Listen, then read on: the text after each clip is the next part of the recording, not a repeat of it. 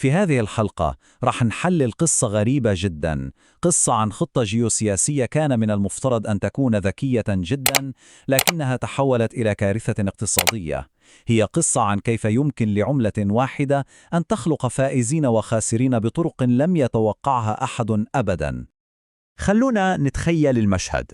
سنة 2010، اليونان على وشك الإفلاس تماماً. إسبانيا اقتصادها ينهار، وإيطاليا بتكافح عشان ضل واقفة، والعالم كله عينه على دولة واحدة، ألمانيا. والسؤال اللي كان على لسان الجميع: هل ألمانيا رح تدفع الفاتورة وتنقذ اليورو؟ طيب، عشان نفهم إزاي وصلنا لهذه اللحظة الحرجة لازم نرجع بالزمن شوي ونشوف جذور الأزمة اللي هزت أوروبا كلها. في ذروة الأزمة كانت ألمانيا هي اللاعب الأقوى بلا منازع، هي اللي ماسكة كل الخيوط. وعلى الجانب الآخر فرنسا اللي كانت دايما تشوف نفسها القائدة السياسية لأوروبا، لقت نفسها في موقف صعب، موقف المتفرج العاجز، واللي مضطر يمشي ورا القرارات الألمانية عشان المركب ما يغرقش. وهنا تبدأ القصة تصير أغرب. اللي كان يبدو وكأنه فشلا أوروبيا جماعي كان في الحقيقة نتيجة مباشرة لخطة فرنسية قديمة وطموحة جدا. نعم، فخ اليورو اللي نصبته فرنسا عشان تحبس ألمانيا انتهى بأن فرنسا نفسها هي اللي وقعت فيه. طيب، ليش أصلاً فرنسا تلجأ لخطة زي دي؟ عشان نفهم الدافع الحقيقي لازم نرجع بالزمن للحظة تاريخية مهمة جداً، لحظة صحت كل المخاوف القديمة في أوروبا. يوم 9 نوفمبر 1989 العالم كله كان بيحتفل بسقوط جدار برلين، لكن في قصر الإليزيه في باريس الرئيس الفرنسي فرانسوا ميتران ما كانش بيحتفل، كان يشعر بقلق شديد. بالنسبة له الكابوس اللي فرنسا هربت منه لعقود طويلة رجع تاني، كابوس ألمانيا الموحدة والقوية في قلب أوروبا. وميتران ما كان لوحده في خوفه، رئيسة وزراء بريطانيا مارغريت تاتشر كانت تشاركه نفس الرعب. وهذه الجملة اللي قالتها بتلخص تماما حالة الهلع اللي كانت مسيطرة على قادة أوروبا الكبار في هذاك الوقت. اللي كان بيصير ورا الكواليس كان جنوني. الوثائق السرية كشفت إنه ميتران وتاتشر كانوا بيجتمعوا سراً عشان يخططوا كيف ممكن يوقفوا أو على الأقل يبطئوا الوحدة الألمانية. كان الخوف الحقيقي هو إنه ألمانيا الموحدة ممكن تطالب بأراضي من بولندا وتشيك. تخيلوا الموضوع وصل بميتران إنه فكر يتحالف مع الاتحاد السوفيتي ضد ألمانيا الغربية اللي هي حليفهم. في النهاية ميترا أدرك أن الوحدة الألمانية حتمية ومستحيل وقفها، فقال لنفسه: بدل ما أقاوم شيء ما أقدر عليه، خليني أستغل الموقف لمصلحة فرنسا. ومن هنا ولدت خطة عبقرية جدا. الفكرة كانت بسيطة لكنها في نفس الوقت جريئة جدا. الصفقة كانت كالتالي: فرنسا تعطي الضوء الأخضر لتوحيد ألمانيا، لكن شرط كبير جدا، وهو أن ألمانيا تتخلى عن أقوى سلاح عندها، المارك الألماني، وتدخل في عملة أوروبية موحدة تقدر فرنسا تشارك في التحكم فيها.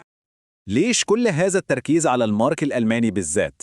لأنه ما كانش مجرد عملة، كان سلاح اقتصادي فتاك. خلونا نتخيل الدايرة المفرغة دي. كل ما فرنسا تحاول تنشط اقتصادها، كان البنك المركزي الألماني في فرانكفورت يرفع أسعار الفايدة عشان يحارب التضخم في ألمانيا، وهذا كان يجبر فرنسا إنها ترفع الفايدة هي كمان عشان تحمي عملتها الفرنك. والنتيجة، كل خطط فرنسا للنمو كانت تموت قبل ما تبدأ، وينتهي الموضوع بركود اقتصادي. وهذا الكلام ما كانش مجرد نظرية. على أرض الواقع خلال الثمانينيات فقط اضطرت فرنسا تخفض قيمة عملتها 4 مرات بسبب السياسات الألمانية. كان هذا إحساس دائم بالإذلال للرئيس ميتران، وشاف إن الحل الوحيد هو حبس هذا الوحش الألماني في قفص عملة موحدة. المستشار الألماني هيلموت كول وافق على الصفقة. ظاهرياً هذا كان يبدو وكأنه استسلام ألماني، لكن كول كان بيلعب لعبة أذكى بكثير. هو يوافق على اليورو، لكنه خطط من البداية أنه يصمم اليورو ليكون مجرد نسخة جديدة من المارك الألماني. كان في صراع فلسفات واضح. فرنسا كانت تبغى عملة سياسية، يعني الحكومات تقدر تتحكم فيها عشان تشجع النمو وتخلق وظائف. لكن ألمانيا كان عندها رؤية معاكسة تماما، عملة تقنية ومستقلة تماما عن السياسيين. هدفها الوحيد هو الحفاظ على استقرار الأسعار، بالضبط زي ما كان المارك الألماني. وفي النهاية ألمانيا هي اللي فرضت شروطها بالكامل. البنك المركزي الأوروبي تم تصميمه كنسخة من البنك المركزي الألماني، حتى مقره حطوه في فرانكفورت. استقلاليته كاملة، وهدفه الوحيد هو محاربة التضخم.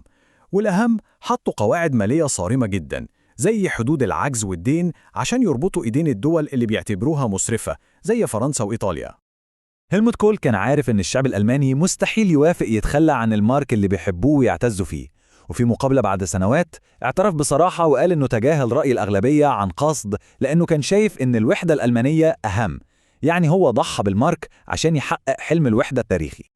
طيب السؤال هو ليش فرنسا وافقت على كل هذه الشروط الألمانية الصارمة؟ الجواب ببساطة الغرور. السياسيين الفرنسيين كانوا مؤمنين أن الدهاء السياسي الفرنسي دائما يتغلب على القواعد التقنية الألمانية. كانوا يعتقدون أن وقت الجد القرارات الحقيقية راح يتخذها رؤساء الدول مو موظفين البنوك المركزية، وهذا كان خطأ فادح في الحسابات. ومع إطلاق عملة اليورو، الفخ اللي صممته فرنسا بدأ يشتغل، لكنه ما انطبق على ألمانيا. اللي صار كان العكس تماماً. أولاً ألمانيا عملت إصلاحات اقتصادية مؤلمة جداً، خفضت الأجور وخلت عمالتها منافسة أكثر. بين سنة 2000 و2008 تكلفة العمالة في ألمانيا زادت بنسبة 16% بس، بينما في فرنسا قفزت بنسبة 28%. فجأة صارت ألمانيا أرخص بكثير في التصنيع. ثانياً، اليورو كعملة كان أضعف من المارك الألماني القديم، وهذا خلى البضائع الألمانية أرخص في السوق العالمي. النتيجة؟ انفجار هائل في الصادرات الألمانية. شوفوا الأرقام، قفزت من 600 مليار دولار في عام 2000 إلى 1.7 تريليون دولار في 2011.